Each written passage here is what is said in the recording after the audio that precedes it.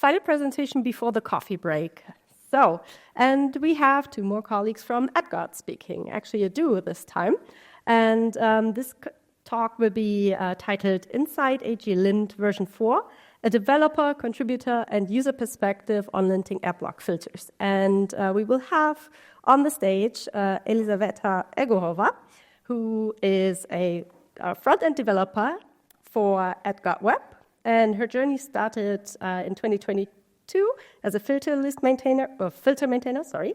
And nowadays she's working on the front end. And she's accompanied by Dávid Tóta, who's also actually a repeat presenter at our summit, which is great. And yeah, he's a senior software developer at AdGuard as well. And their conversation or talk will be looking at the evolution of AGLint, a powerful linting tool for ad blocking filters. So, hi everyone. My name is Lisa, and I'm a filter list maintainer as well as AGLint contributor. Today, I'm really excited to talk about AGLint version 4, the specialized linter for adblock filter lists. I'll focus on how the improvements in AGLint version 4 help maintainers like me, from rule writing and debugging to using the new APIs and benefiting from performance boosts. Together with David, we'll show how AGLint supports both casual users and advanced contributors. Hi everyone, it's great to be here again and see so many familiar faces. My name is David, I'm from Hungary, and I work for AdGuard in the extensions team. We've been working hard on a full rewrite of this tool, and in this talk we walk you through the major updates and the motivation behind them.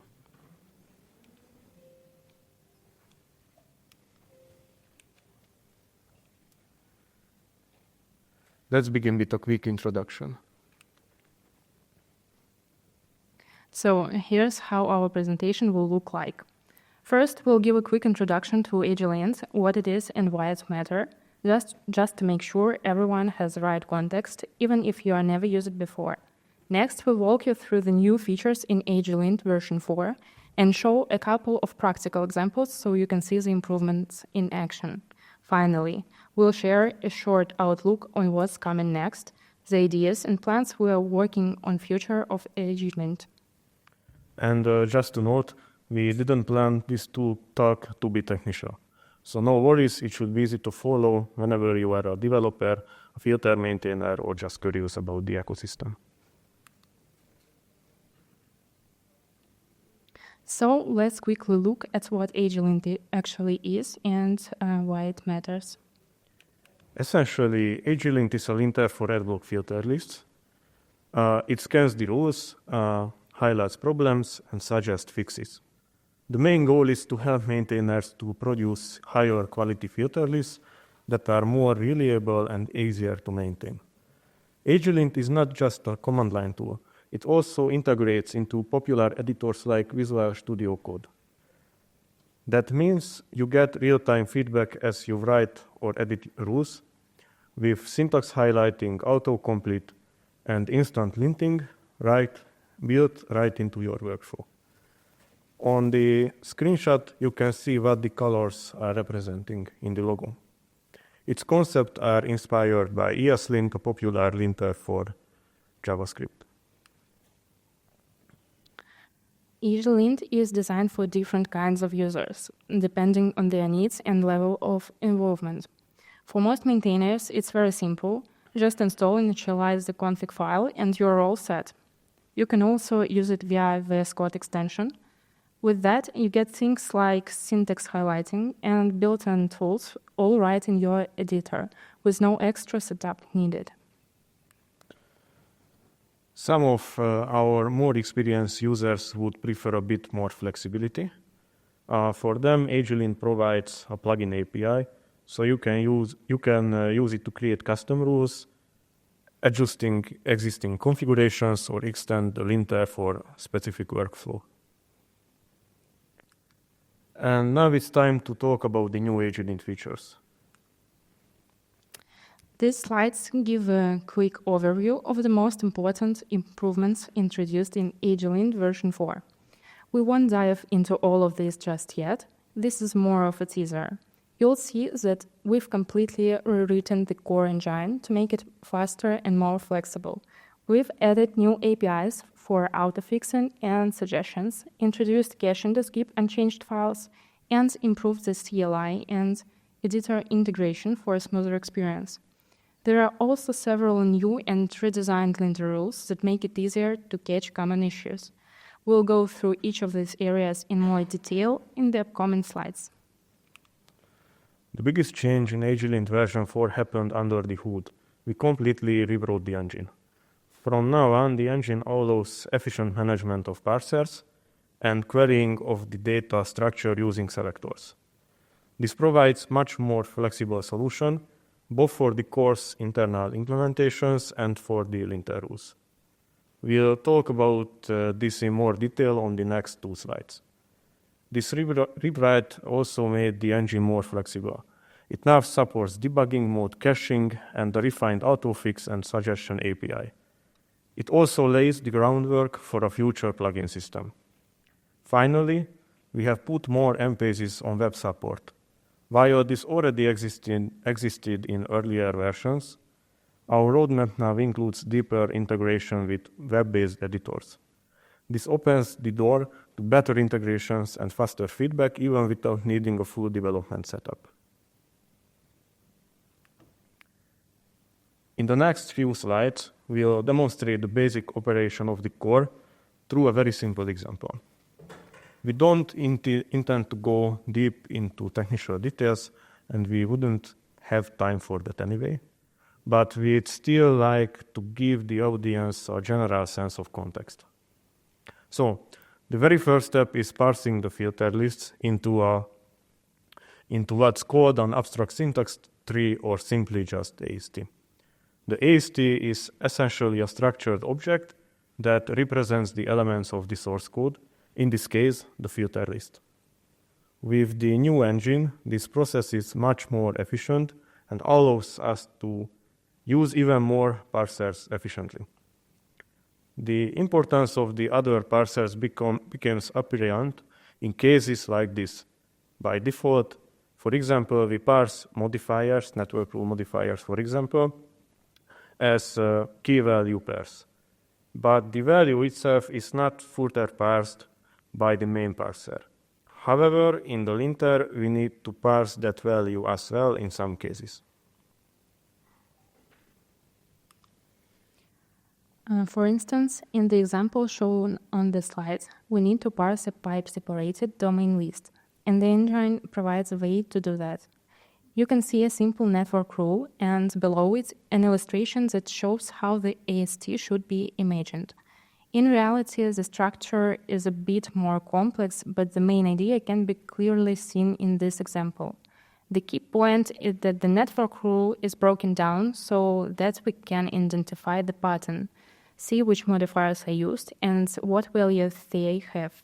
In this example, the a.spacecom domain will be considered invalid in the linter because it contains a space. By the way, we have a 2-panel AST Explorer that allows you to view the AST of any filter list in interactive, user-friendly, and well-organized way. We've also included a link to it on the slides, and we will show it in demo. Yes. Yeah. The second step is loading the linter rules. Linter rules are essentially structured in a way that they define CSS-like selectors, which allow us to target specific parts of the AST. These selectors are then linked to so-called handler functions, which determine what should happen when the corresponding nodes in the AST are reached. When we reach a domain node, its value, the domain, is validated by a function. In the function deems the domain value, if the function deems the domain invalid, the linter rule reports the issue back to the core.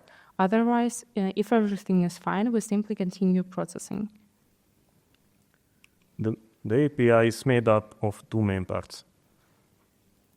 Meta holds rule information like type, description, or any other details. And create The create function runs when the linter rule is initialized. Within this function, you can return selectors and their corresponding handlers. Essentially, they are selectors to which we can attach a handler. For example, if we want to access the body of element hiding cosmetic rules, we simply specify element hiding rule body node type and assign some handler to it. Let's start with a bit of context. In our GitHub setup, AGLint runs automatically on every commit. This happens through CI. That's great for catching issues early because it used to be quite wasteful. Most commits only touch a single file, maybe 2 or 3. It's very rare that someone changes more than 5 files at once. But before caching, the linter will still process the entire repository, every single file, even if 99% of them hadn't changed. As the project grew, this starts to slow things down noticeably.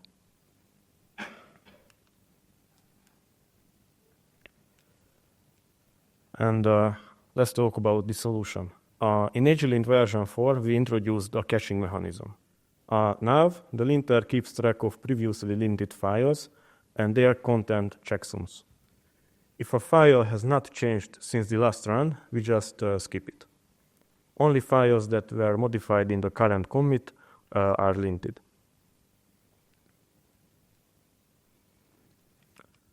Local linting has been significantly improved thanks to caching. When cached, the process now takes only 66 milliseconds on average, a major speed up compared to the older runs. In a single-threaded setup, linting takes around 2.5 seconds, but with multi-threading that drops to 1 second, more than twice as fast. These optimizations make development much more smoother and more efficient for filter maintainers. This change is especially helpful for filter maintainers working on large lists.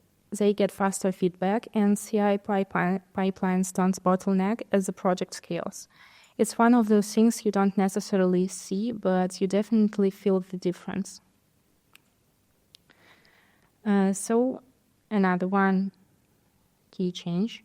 When we set up AGLint in a new project, we quickly run into lots of small issues, like naming, formatting, and rule changes. These weren't hard, but AGLint couldn't fix them automatically, so we had to do it all manually. It was slow and easy to make mistakes. And after setup, every time AGLint updated with new rules or changes, we got even more issues. These were mostly small fixes, but without automation, it took a lot of time to clean them up. Let's now talk about one of the most user-facing improvements in AGLint version 4. How we help users fix problems in their filter lists. Sometimes when the linter detects an issue, there is a clear and safe way to fix it. In those cases, we can just apply the fix automatically. But other times, the situation is a bit more complex. Maybe there are multiple valid fixes, or it just depends on the user preference. That's why AGLint now provides 2 types of fixing APIs. One for auto fixes and one for suggestions, where the user makes the final decision. They work together to improve the developer and maintainer experience, both in the CLI and in your code editor. On the next 2 slides, we'll look at each of these APIs in more detail. This flow helps compare autofix and suggestions APIs. Both start the same way. The linter finds an issue. Then the key question is, can this fix be applied safely? If yes, we use autofix. The change is done automatically, no extra work for the developer. If no, or if there are multiple possible fixes, then we use suggestions. The linter explains the options and the developer decides. So autofix is about speed and automation, when suggestions are about guidance and choice. Autofix is all about safety. If the linter is confident that the fix is safe, it just does it for you. It's great for low-risk issues like formatting, quoting, or other simple rule patterns. It works seamlessly whether you are in a terminal or using a code editor. This slide shows an example of when we can use autofix. On macOS keyboards, it's easy to type curly quotes without noticing. Curly quotes do not follow the style guide and can make the rule invalid. AdGuard syntax only accepts straight quotes, single or double. In the first version, curly quotes are used around a prune and product ads. It's a scriptlet name and a scriptlet argument. The corrected version replaces them with straight double quotes, and the rule works as expected. This type of fix is safe because it doesn't change the meaning of the rule. It only replaces curly quotes with straight ones. Curly quotes are never valid, so autofix can always correct them without risk of breaking the rule. Suggestions are there to guide rather than decide. In situations where the linter can confidently pick a single fix, or where the user preference makes a difference, it does not try to force a choice. Instead, it offers one or more possible fixes. This is essentially useful when multiple valid options exist. For example, the rule might be technically correct in more than one form, but it's up to the maintainer to decide which style they prefer. The Suggestions API gives you that flexibility. The best part is that these suggestions are directly integrated into your editor UI, like VS Code.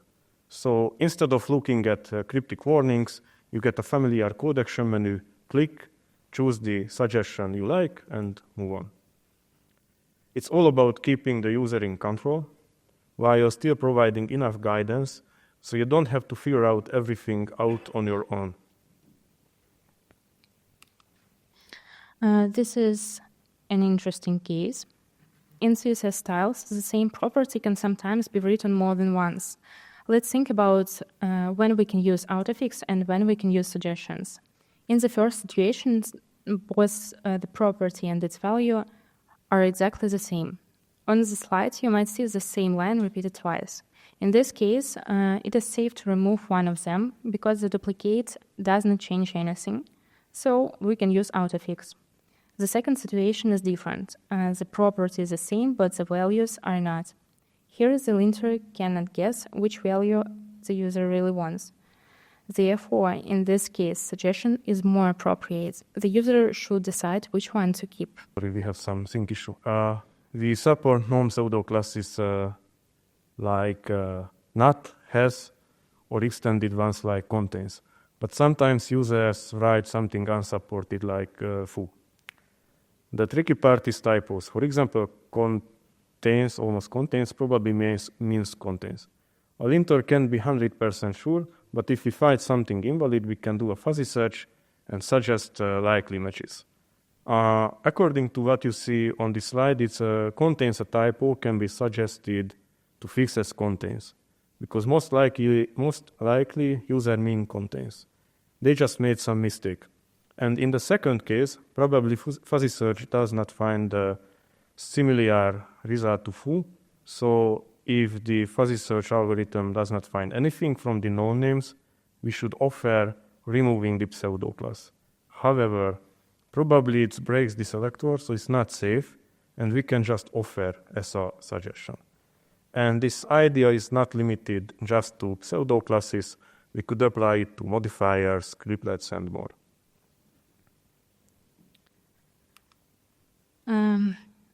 So I want to talk about compatibility tables.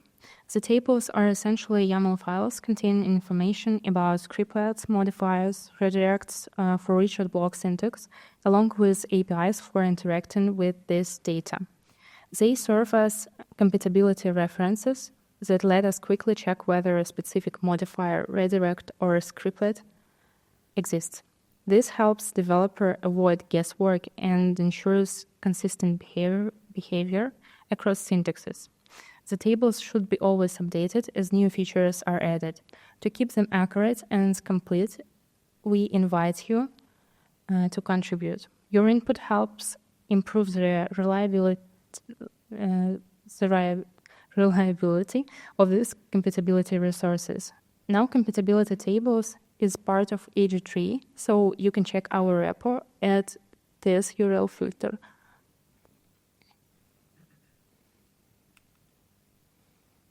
And just to mention quickly, autofix and suggestions are built right into the CLI as well. That means when you run linter locally, you can not only see the issues, but also apply safe fixes directly without leaving your normal workflow. And one more thing about configuration, it is important to check rules for the correct syntax. This is especially useful when we work with third-party filters or with different blocker syntaxes. Rules can be written with mixed syntax, which creates inconsistency. By setting the syntax directly, we can convert rules for the same format. On this slide, you can see part of the configuration that set preferred syntax to AdGuard format. Now it's time to talk about the planned AGLint features. Our next focus is on expanding the rule set to make filtering more flexible and powerful. We need your help to vote on, create, and update rules. You can join us on our GitHub repo. We don't want to do this alone. We're looking for inputs and ideas from filter maintainers who deal with real-world use cases every day. Your feedback will help us shape smarter, easier-to-use filtering rules for everyone. Next, we plan to integrate these features into the user rules editor, so it's easier to customize and extend linting rules without touching the core code. We're also exploring formatting support. It's still a question mark, but the idea is bring consistency to code style in addition to linting. And finally, we want to create a GitHub action for the marketplace that would wrap everything, autofix, caching, even opening pull requests or issues automatically, so teams can drop it into their CI pipeline with almost no setup. Thank you very much for your attention. We want to demonstrate some demo, and after that we will be happy to answer all your questions.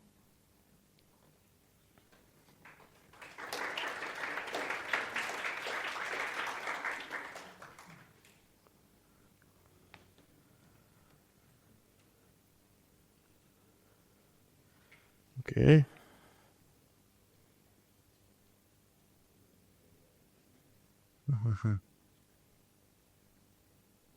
So, for example, we have a linter rule which checks the number of selectors in a selector list.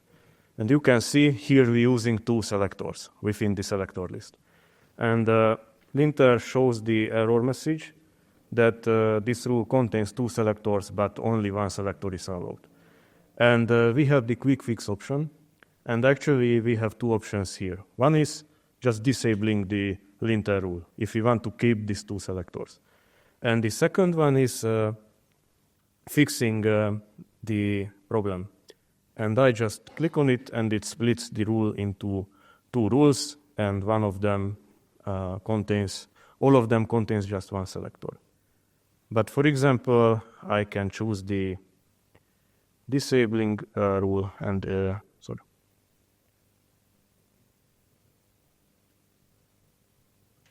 and in this case, it keeps the 2 selectors in the single rule. And here you see the same. Sometimes we have parsing errors. So basically we have 3 types of errors. First is the fatal error, when something parsing error happened. In this case, we can't investigate the AST in more detail. The second one is error, and the third one is just some warnings. You can change the rule severity in your configuration between warning and error, but fatal errors only can be thrown by the core. And here is the fuzzy search. You can see here a selector which wanted to be has text, but there is a typo in it. And if I go to the quick fix, it offers me to change it to has text. And if I click on it, it just changes it. It's done by fuzzy search from a set which contains all the known pseudo classes. We have modifier validation and some excluding rules. It's useful, for example, in AdGuard filters repo. And we have some additional rules like CSS duplicated properties. In this case, we have two exactly same property, same value, same key, and same value. In this case, it's safe to apply an autofix because they are the same. So I just choose the fix, and the second one is disappear. But in the second rule, you see there are two color properties, but with different values. So in this case, the linter is not able to decide which one the user wants to keep. So in this case, if you click on Quick Fix, it offers you two suggestions: remove the blue or remove the red. And I remove the blue, and it just keep the red. Also, we have some validation for values. It's based on the CSS3 database, which is, as I remember correctly, based on the MDN database. And the same also works for uBlock syntax too. So all the syntaxes are supported. It's still under development. We plan to release it in the near future. But as you can see, it's already in a so-called alpha beta stage. So that's it. Thank you for your audience.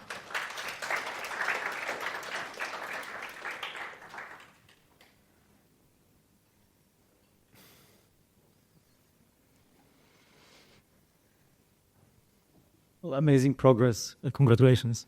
Thank you. I was wondering if you already parse all the rules to an AST and you support multiple dialects. Would it be possible for you to easily transform one dialect to another? Yes. Let's say from AdGuard to uBlock. Yes. Good. That's great. Thank you. We plan to integrate the converter. That's fantastic. Cannot wait.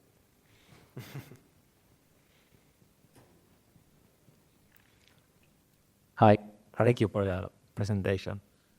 I was wondering if you ran the linting tool in a CI pipeline, and if so, how do you manage the caching feature that you explained that you can do locally? Yeah, there is an option for example, in GitHub. There is an existing mechanism to store the cache.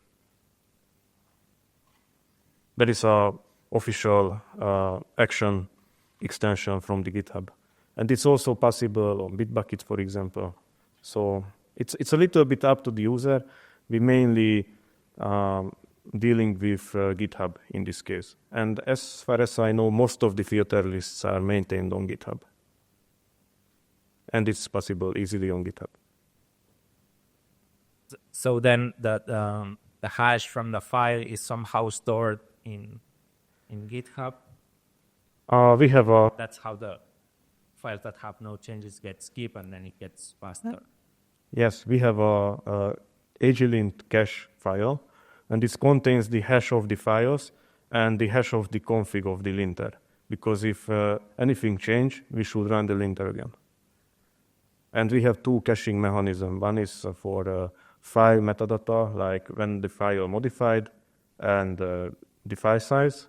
But some cases we need the content hashing because, for example, Git does not keep the last modified time. But in 99% cases, just the meta will be enough. Cool. Thanks.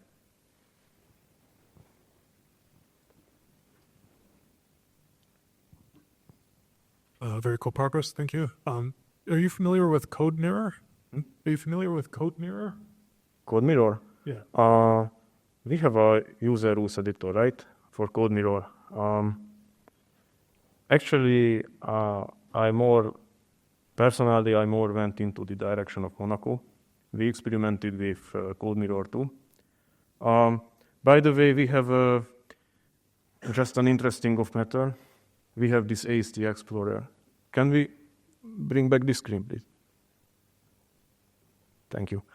I forgot to show it, sorry. And actually here you can have a two panels view, and it's based on CodeMirror, by the way. I see. Okay, so it does work already in CodeMirror. And here you can debug the AST. Gotcha. Very cool. Thank you.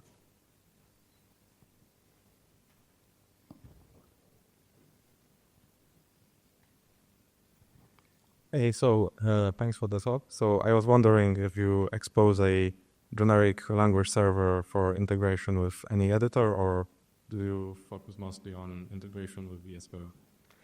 Actually, the AGLint itself is, of course, editor independent. We have a language server, which is based on VS Code, but I think it's quite easily can be transferred to any other editor. But basically, we support VS Code and want to integrate to the user rules editor. Not sure we want to support anything else. Awesome, thank you. Nice. Okay, thank you, you two. You definitely wowed some in the audience, as it seems.